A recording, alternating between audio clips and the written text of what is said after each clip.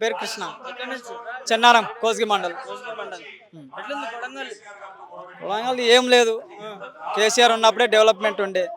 ఇప్పుడు డెవలప్మెంట్ అంతా కుంటుపడిపోయింది. మీరు రేవంత్ రెడ్డి మీకు కదా ఎమ్మెల్యే ముఖ్యమంత్రి ఎమ్మెల్యే కానీ సీఎం అంటూనే ఆడపోయి కూర్చున్నాడు.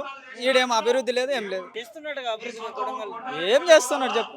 ఓ రైతులకు ఏం లేదు, రైతు బంధు లేదు, రైతు బీమా లేదు, కళ్యాణ లక్ష్మలకు తులం బంగారం ఇస్తా అన్నాడు. పెళ్ళైన వాళ్ళకి అదడంగా లేదు. ఇంటింటికి ఒక ఆడపిల్లకు 2500 ఇస్తున్నాడు, అది లేదు. అట్లే పింఛన్లకు కూడా వికలాంగులకు 6000 ఇస్తున్నాడు, ఇంతవరకు అది లేదు. కేసీఆర్ ఇచ్చిన 4000 వస్తుంది. ఇక వృద్ధులకు కూడా 2000 4000 అని చెప్పి 2000 వస్తుంది.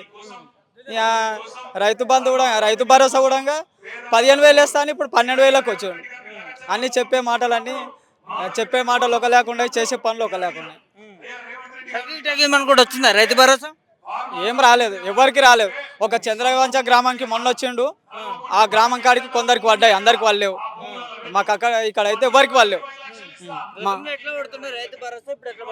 ఇంతకుముందు ప్రతి సంవత్సరం ప్రతి విడత మంచిగా పడ్డాయి. ఉదయం చూసేటాలకు మెసేజ్ వస్తుండే, ఫోన్లలో మంచిగా మెసేజ్ వస్తుండే, మంచి అమౌంట్ పడుతుండే విడతల వారిగా. మేము దాంతో మంచిగా పంటలు పండించుకొని మంచిగా చేసుకున్నాం మేము వ్యవసాయం కూడా. ప్రతి గుంట భూమి కూడా కాలు ఇడుస్తలేము ఇప్పుడు. ఇంతకుముందు అయితే ఇప్పుడు ఇంకా రైతు బంధు లేదు, ఎండిపోతున్నాయి భూములన్నీ. పెట్టుబడి సాయం ఏం లేదు. ఇక మార్పు రావాలని కొందరు అనుకుంటున్నారు. మార్పు రావాలనుకున్నారు, లాస్ట్కు రాకుండానే పోయింది అంతే. నిజంగానే అభివృద్ధి లేదంట. నిజంగా ఏం లేదు. రైతులు బాగుపడితేనే దేశం బాగుపడుతుంది. రైతులు వెన్నెముక వంటి వాళ్ళు దేశానికి. ఆ రైతులకే నువ్వు సరిగా చేస్తలేవు కాబట్టి దేశానికి ఏం చేస్తావు చెప్పు. రాష్ట్రానికి ఏం చేయలేవు. రేవంత్ రెడ్డి ఏ సభలు పెట్టినా కూడా నా కొడంగల్ ప్రాంతాన్ని నేను అభివృద్ధి చేసుకుంటా చెప్పుకోవడానికి మస్తు ఉంటాయి. ఆ పేపర్ల టీవీలో చూడడానికి వినడానికి బాగుంటాయి, కానీ అది చేసే అభివృద్ధిలో అయితే ఏం లేదు, 0%. కొడంగల్లో భూములు లాక్కుంటున్నారు గిరిజనులు అని ఒక చర్చ నడుస్తుంది. అవును సార్, లగచర్ల అదే ఇష్యూ నడుస్తుంది. వాళ్ళు పేదవాళ్ళు, లంబడతండాలంటే వెనుకబడిన వాళ్ళు, షెడ్యూల్ క్యాస్ట్, వాళ్ళని మరీ ఆ భూములు గుంజుకుంటే వాళ్ళు ఎక్కడ పోలే. వెనకడికంటే దుబాయ్లు బొంబాయిలు వాళ్ళు బతికిండ్రు. ఇప్పుడు ప్రస్తుతం కేసీఆర్ ఇచ్చే పెట్టుబడి సాయంతో వాళ్ళు ఊళ్ళో వ్యవసాయం చేసుకొని మంచిగా డెవలప్మెంట్ అవుతున్నారు. వాళ్ళని తీసుకొచ్చి అమాతం భూములు గుంజుకుంటే వాళ్ళు ఇప్పుడు ఎలాంటి పరిస్థితి ఎదుర్కొని ఢిల్లీ వరకు పోయి వచ్చిండ్రు వాళ్ళు పేదవాళ్ళు. ఆ భూములు లాక్కోవడం వల్ల వాళ్ళకి ఇప్పుడు ఎలాంటి దారి లేదు. భూముల మీద ఆధారపడి బతికేటోళ్ళు ఎవరమైనా, ఇక్కడ రైతుల మొత్తం భూముల మీద ఆధారపడేటోళ్ళు. ఏమో వాళ్ళ రియల్ ఎస్టేట్ దందాలు ఉన్నాయేమో, ఆ దందాలు చూసుకుంటున్నారు తప్పిస్తే ప్రజలను చూసుకుంటలేరు. ఏం లేదు సార్. ఇక్కడైనా కొడంగల్కి వెళ్ళి గెలిచి సీఎం అయినా మాకు గౌరవ కారణము. దాన్ని బట్టి మాకేంటంటే డెవలప్మెంట్ మంచిగా చేసి మంచి పేరు తెచ్చుకోండి. కేసీఆర్ కన్నా మంచి అభివృద్ధి చేసి మంచి పేరు తెచ్చుకోండి. మేము కూడా గౌరవిస్తాము, ప్రేమిస్తాం, మళ్ళీ గెలిపిస్తాం. లేదంటే మళ్ళీ సార్ కొడంగల్ కాలు పెట్టడానికి కూడా అవకాశం లేకుండా ఓడగొడతాం. కాలు కూడా పెట్టలేకుండా అంతే. రేవంత్ రెడ్డి అంతే కదా మరి. ప్రజలకు మంచి చేస్తే ఎవరినైనా గౌరవిస్తాం. ప్రజలకు మంచి చేయని వాళ్ళు మాకేం అవసరం సార్.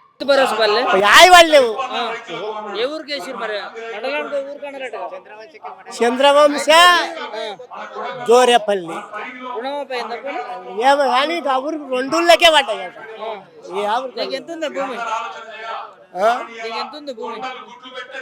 నాకు 2 ఎకరాలు రైతు బంధు ఆశ రైతులు పడలేదు, ఇంకా ఇబ్బంది అవుతుందా? ఇబ్బంది అవుతుంది. చేస్తావు, సాగు చేస్తావా? సాగు చేస్తాం. ఎట్లుంది రేవంత్ రెడ్డి పాలన? అట్లే ఉండదు.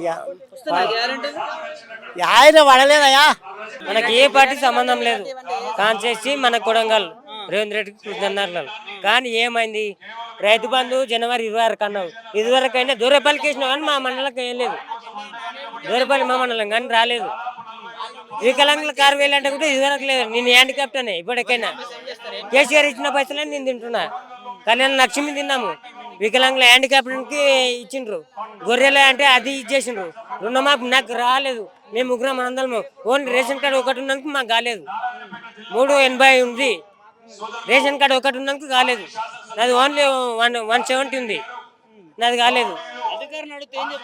ఏం చెప్తున్నారు? నీది అయ్యలేదు, మళ్ళీ మేమేం చెప్తున్నాం? నీది కాలేదు. బ్యాంక్ వాళ్ళని కూడా అడిగి వచ్చాను నేను. నీది కాలేదు, నేనేం చెప్తాను? ఆ సార్ని అడుగుపో అంటున్నాను. ఏ సార్ని అడగలే? ఎమ్మెల్యే ఇతనే, సీఎం ఇతనే, ఎవరిని అడగలే? ఈ ఊళ్ళో అధికారులు అంటే మాకేం తప్ప మా అయినా మీకు సర్పంచ్ అయిపోయింది. ఇప్పుడు సర్పంచ్లకి చెప్పని ఏమను, కాంగ్రెస్కి వెళ్ళి ఏమను, ఒక్కడే వేయడు కాంగ్రెస్కు. మొత్తం ఇలాంటి వాళ్ళు చెప్తారు. బీఆర్ఎస్కి వెళ్ళి ఏమనంటే ఏమను, నేను ఇలా ఆడుతున్నా చూడు, హ్యాండిక్యాప్ట్ నేను ఇలా ఆడుతున్నా. ఎవరినంటే ఢిల్లీకి వెళ్ళి తీసుకురా డబ్బులు, గల్లీకి వెళ్ళి తీసుకురా. నేను పల్లెల్లోకి వెళ్ళి నేను ఇలా ఆడుతున్నా. రేవంత్ రెడ్డి చేసి నా రుణమాఫ్ చెయ్యి, అందరినీ నా చుట్టూ అందరినీ రుణమాఫ్ చెయ్యి. పేదలు చాలా మంది ఉన్నారు. నువ్వు ఓళ్ళని చేయలేదు, సీలను చేయలేదు, మేమేం చేస్తాం. 2 లక్షలు రుణమాఫీ అయిపోయిందంట కదా బాబాయ్. నేను నా లిస్ట్ ఇప్పుడే చూపుతా బ్యాంకులో. నా లిస్ట్ ఇప్పుడే చూపుతా. మేము ముగ్గురం అందరం రెన్యువల్ చేసుకుంటున్నావా ప్రతిసారి? చేసినాము. కేసీఆర్ ఉన్నప్పుడే చేసినాము. కేసీఆర్ది అయింది. మళ్ళీ నీది 2 లక్షలు అన్నాము, నాది 1,07,000 ఉంది. నాది ఎందుకు కాలేదు? నేను నిన్న అడుగుతున్నా. నీ కథ మొత్తం ఎరకైంది. ఓన్లీ సర్పంచ్లకు నుండి ఢిల్లీలోకి వెళ్ళి ఓపెనింగ్ అయింది. ఇప్పుడు గల్లీలోకి వెళ్ళి ఓపెనింగ్ అవుతుంది. నువ్వు ఢిల్లీకి వెళ్ళి తెస్తావా, డబ్బులు గల్లీకి వెళ్ళి తెస్తావా, ఓపెన్. సరే హ్యాండిక్యాప్ట్ కేసీఆర్ 4,000 ఇచ్చిండా, నేను 6,000 ఇస్తున్నావా? 7 ఇచ్చినావు నువ్వు, 7 ఇచ్చినావు నువ్వు 6,000. కానీ రేషన్ కార్డు అంటే రేషన్ కార్డు ప్రేమించినావు, కానీ అది ఇదివరకు లేదు. మళ్ళీ బియ్యం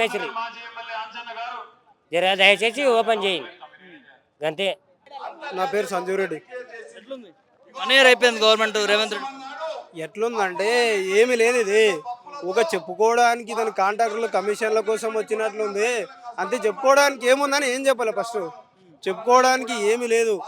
ఇప్పుడు మేము ఏమైనా దివానగలమా? రైతు బంధు చేస్తాం, వాడు సన్నాసి 2 పంట. ఈ సన్నాసి ఒక పంటకే దిక్కులేదు కదా, ఒక పంటకే దిక్కులేని పరిస్థితి. 20 గుంటలు 4 గుంటలు ఉన్నాను కూడా పరిస్థితి. నేను ఎకరాలో వేసిన అంటాడు. 4 గుంటలు మా ఫ్రెండ్స్కి 4 గుంటలు 5 గుంటలు ఉన్నా పడని రోజులు ఉన్నాయి. ఈ రోజు రుణమాఫీ అంటే రుణమాఫీ నేను 100% అసెంబ్లీలో చెప్పడానికి సిగ్గు శరం ఉండాలి వాళ్ళ మంత్రులకు కానీ, రేవంత్ రెడ్డికి కానీ. మన ప్రాంతం ముద్దుబిడ్డ, జిల్లా ముద్దుబిడ్డ అని రేవంత్ రెడ్డిని సంకలు గుద్దుకొని గెలిపించిన జనాలు ఉండాలి. ఇప్పుడు అంత వ్యతిరేకత అతను సొంతం నియోజకవర్గంలో కాన్స్టిట్యున్సీలో ఈ పబ్లిక్ని చూస్తుంటే పబ్లిక్కి ఎవరు ఇండైరెక్ట్గా సొంతంగా వచ్చిన వాళ్ళు ఉన్నారు. ఈ పబ్లిక్కి నేను నా ఊరికి వెళ్ళి, నాది ఈ నుంచి 60 కిలోమీటర్లు, ఆ ఊరు నుంచి నేను సొంతంగా వచ్చిన.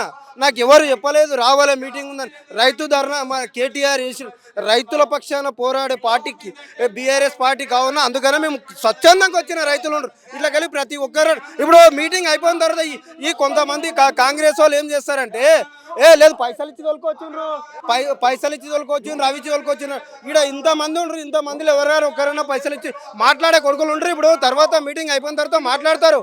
ఏం బేకదో ఓడు ఒక వ్యవసాయ శాఖ మంత్రి ఏం మాట్లాడతాడు తెలియదు, ఒక నీటిపారుదల శాఖ మంత్రి, ఇతను సీఎం విద్యాశాఖ గురించి ఇతను ఇంగ్లీష్ రాదు, విద్యాశాఖ మంత్రి పెట్టుకొని ఏం పెక్తాడు?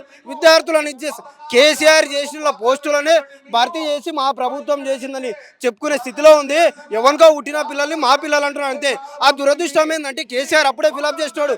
ఇవి ఎలక్షన్ నోటిఫికేషన్ రావడం వలన ఇదైంది. కేసీఆర్ ఉన్నప్పుడే రైతు బంధు ఆల్రెడీ రైతు బంధు నిధులు ఫీడింగ్ చేసి పెట్టిండు.